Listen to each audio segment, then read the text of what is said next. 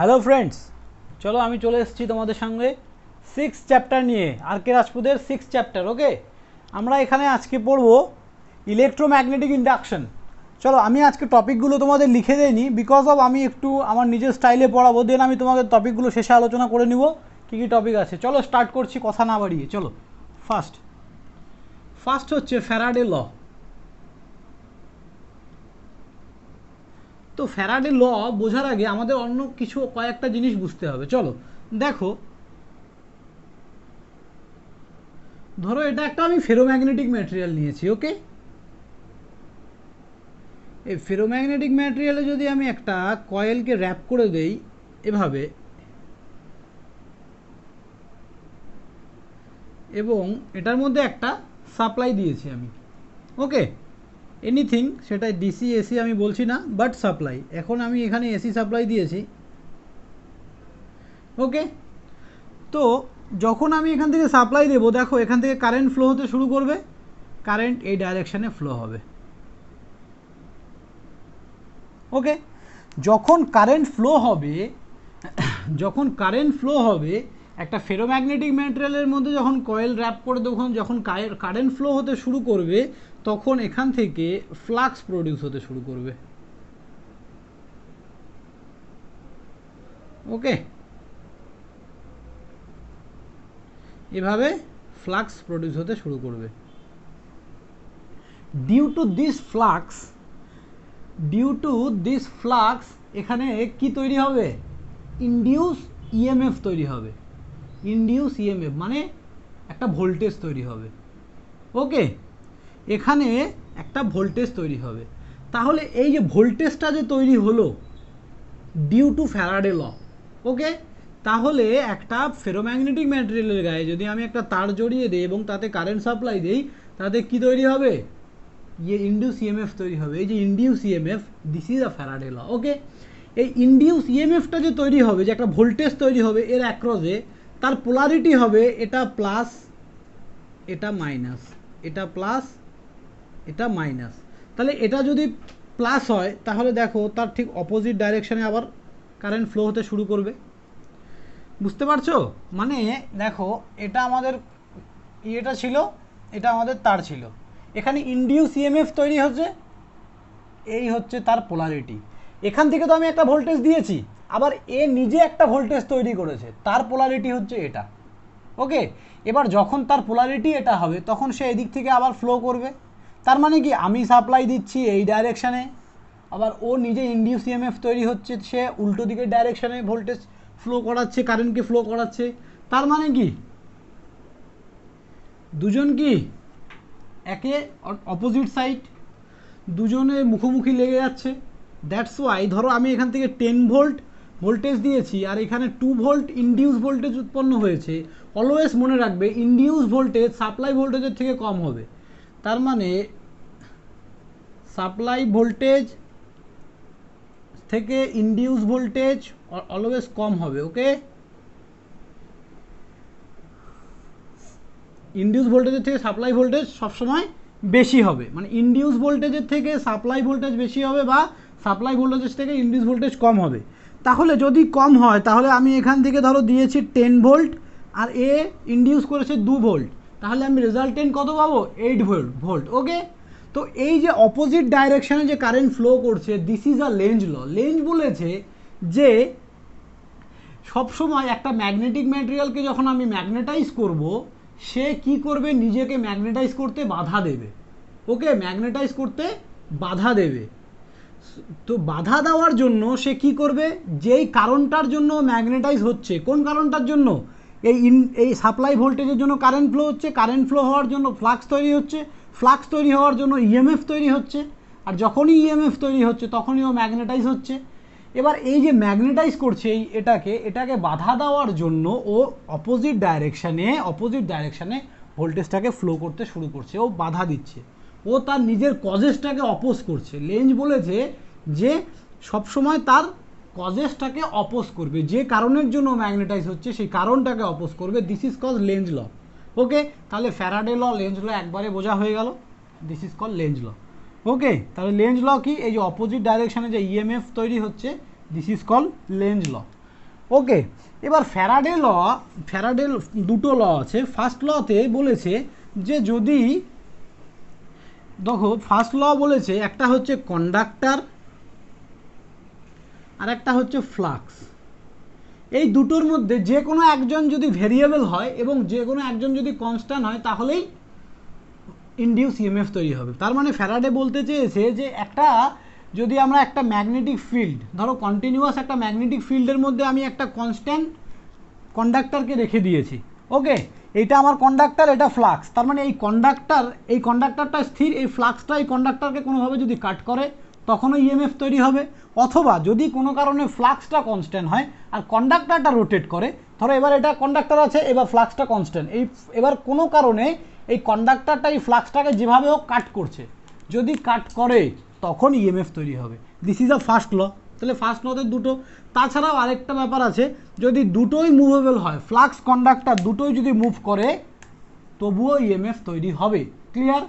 Faraday second law কি বলেছে যে ইনডিউস ইএমএফ হচ্ছে যদি ইনডিউস ইএমএফ ধরি সেটা equal to d psi by dt. তার মানে হচ্ছে সাই হচ্ছে ফ্লাক্স লিঙ্কেজ, সময়ের সাপেক্ষে ফ্লাক্স লিঙ্কেজের পরিবর্তন। ওকে, ফ্লাক্স লিঙ্কেজের পরিবর্তন উইথ রেসপেক্ট টু টাইম, এটা সবসময় ইনডিউস ইএমএফের সঙ্গে সমান হবে। ক্লিয়ার? এই ফ্লাক্স লিঙ্কেজকে আবার লেখা যায় এন ইন্টু ফাই। তাহলে আমরা এটাকে লিখতে পারি N into d phi by dt. এই ফাইটা কি বলো তো? ফ্লাক্স। ওকে, এই ফাই হচ্ছে ফ্লাক্স আর এন হচ্ছে number of turns of a coil, যে কয়েলটা দিয়ে আমরা কারেন্ট পাস করাবো। তাহলে কয়েলের নাম্বার অফ টার্নস,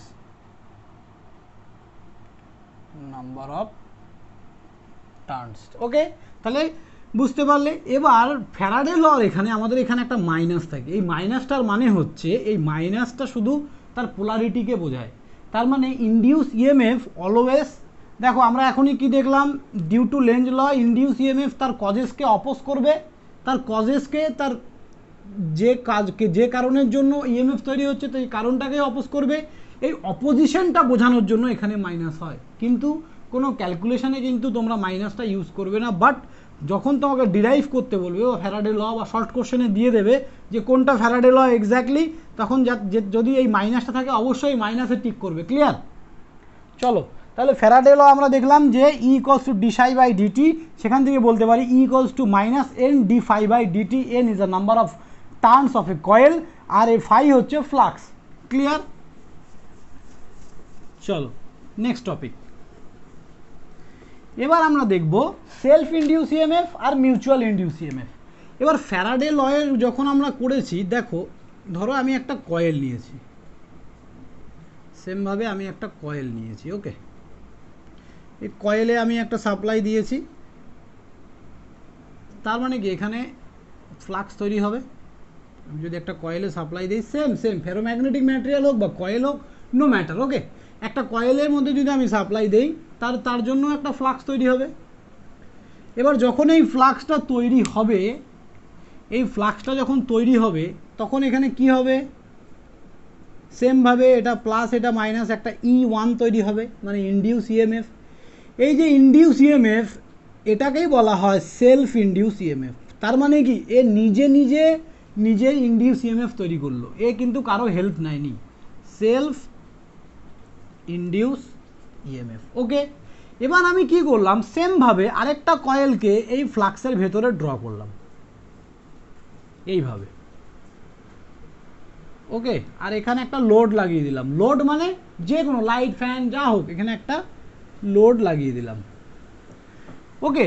এইবার এই যখন ফ্লাক্সের ভেতরে আমি এই কয়েলটাকে নিয়ে আসব, এই কয়েলের মধ্যেও কিন্তু ফ্লাক্স লিঙ্কেজ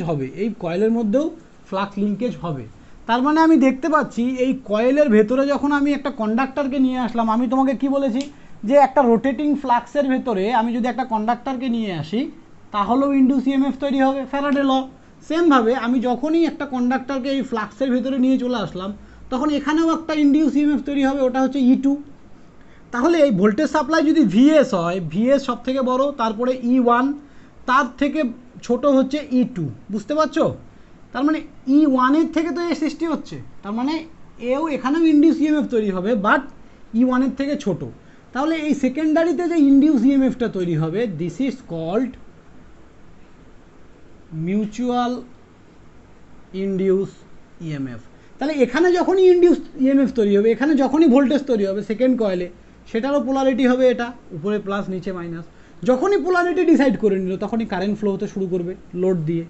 তাহলে ভালো করে দেখো, এই দুটো কয়েল, এটা N1 এটা N2, এরা কিন্তু এখানে ইলেকট্রিক্যালি কোনো কাপলড নয়, এরা কিন্তু ম্যাগনেটিক্যালি কাপলড। ওকে, তার মানে বলতে পার এই মাঝখানে কি আছে, এয়ার মিডিয়াম দিয়ে ফ্লাক্স পাস হচ্ছে, সেই ফ্লাক্সের দরুন ওরা এখানে coupled.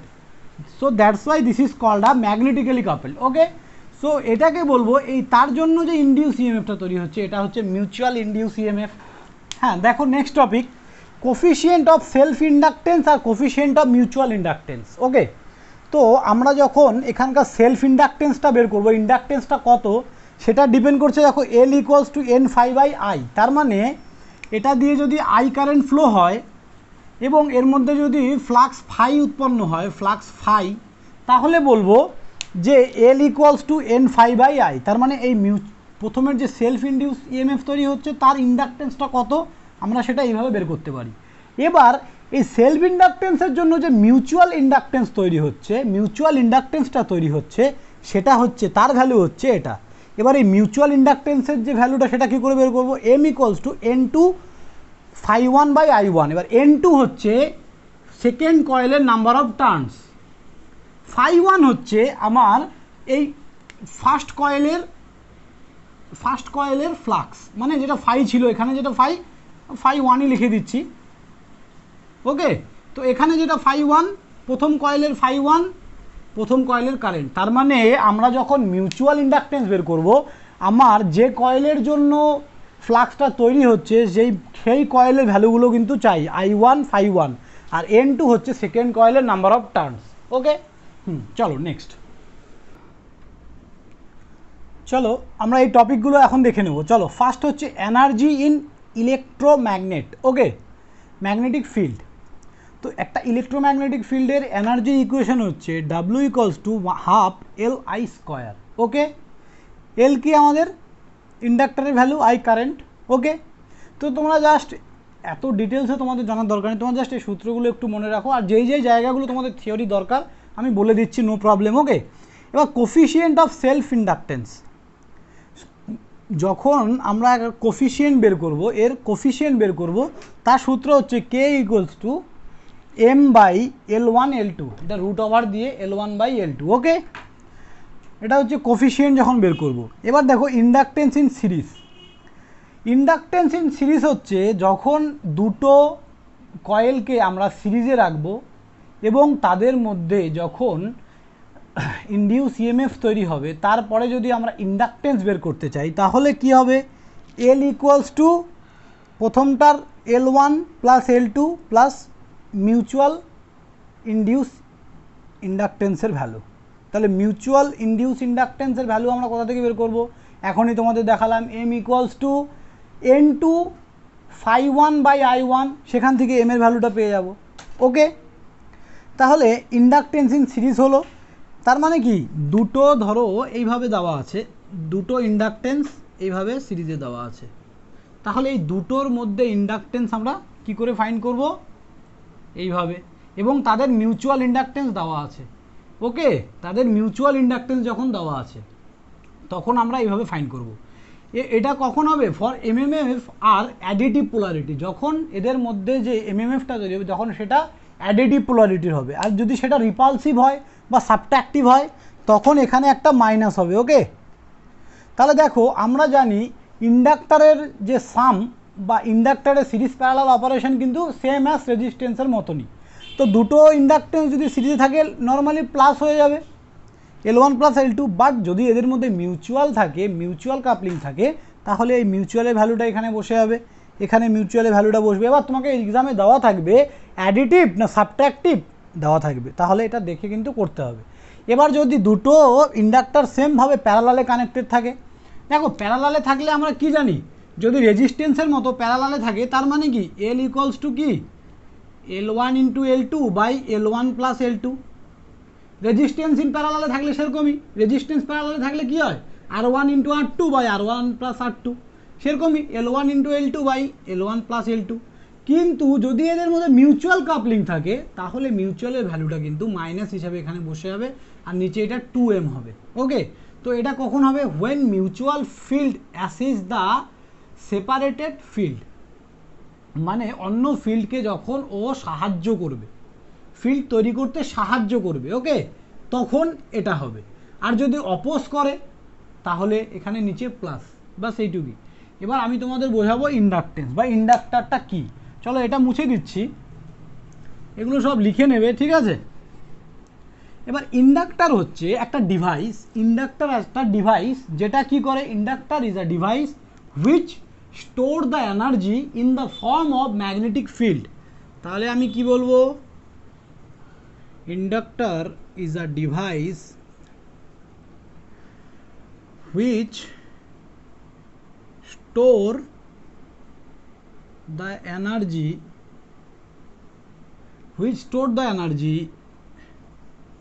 in the form of magnetic field। ওকে, এটা হচ্ছে ইন্ডাক্টরের সংজ্ঞা। এবার যদি বলে ক্যাপাসিটর কি, হোয়াট ইজ ক্যাপাসিটর, এখানে বলে দিচ্ছি, capacitor is a device which store the charge in the form of electric field. Okay, তাহলে capacitor is a device which store the charge in the form of electric field। বোঝা গেল? তাহলে ইন্ডাক্টরের একটা property হচ্ছে, ইন্ডাক্টর কি করে, ইন্ডাক্টরের একটা প্রপার্টি হচ্ছে ইনস্ট্যান্ট চেঞ্জ অফ কারেন্টকে বাধা দেয়। তার মানে ধরো এটা একটা আমাদের সিগন্যাল আছে, ধরো এইভাবে আছে, এরকম কারেন্ট সিগন্যাল থাকতেই পারে। তো ইন্ডাক্টর, যদি আমি ওই সার্কিটে ইন্ডাক্টর লাগাই, ধরো এটা আমার ইনপুট সিগন্যাল এইভাবে আছে, যদি আমি ইন্ডাক্টর লাগাই তাহলে ও যে ইনস্ট্যান্ট চেঞ্জ অফ কারেন্টকে বাধা দেবে, ও আস্তে আস্তে আস্তে আস্তে ফ্লো করিয়ে, ঠিক আছে, এই যে ইনস্ট্যান্ট চেঞ্জ অফ কারেন্টকেও বাধা দেবে। তার মানে আমরা কি দেখতে পাচ্ছি, একটা স্লোপ দেখতে পাচ্ছি, মানে কারেন্টকে আস্তে আস্তে চেঞ্জেস করবে। Okay, this is a property of inductor. চলো আজকের জন্য এইটুকুই, থ্যাংক ইউ ক্লাস। পুরো চ্যাপ্টার আমি এখানে শেষ করে দিয়েছি, আর তোমরা কিন্তু নেক্সট যে কালকে যে ভিডিও আসবে এই চ্যাপ্টারের উপরে প্রবলেম আসবে। ওকে, থ্যাংক ইউ।